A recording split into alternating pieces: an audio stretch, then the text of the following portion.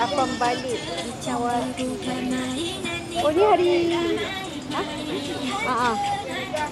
YouTube, Facebook, Instagram, TikTok, semua je.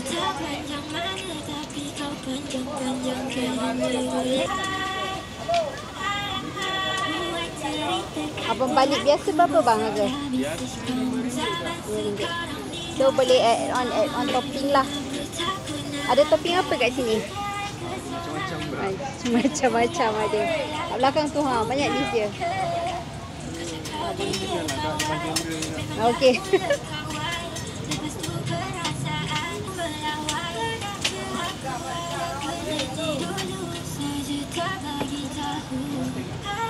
Biasa dia kacang yang daging lah. Tu ada ikan kelapa, contoh kacang. Kalau cheese pun cheese pun ada. Cheese kulit ikan kelapa, cheese coklat. Oreo saja ada, coklat saja ada. Macam-macam dia ada. Semua ada. Ada kuih saya lah, ada kopi dengan lagi. Okey.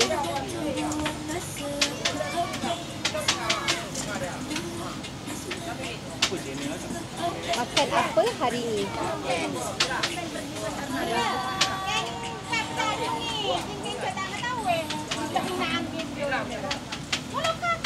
Rasanya hari tu jumpa geng. Dia niaga dekat Pasar Malang FMM FMM Kelana Jaya hari Sabtu. Oh, lain kot. Okey. Tak ingat dah mana satu. Banyak sangat apa balik dah.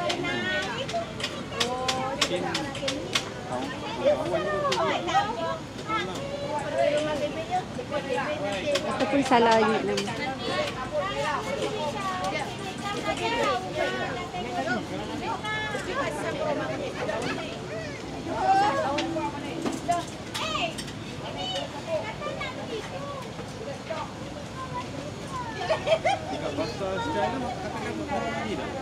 Belum. Lagi meriah. Okey. Hari Sabtu So kalau nak waste pasar malam Siti Alam Tapi dia separuh Melayu. Separuh sini. Okeylah campur.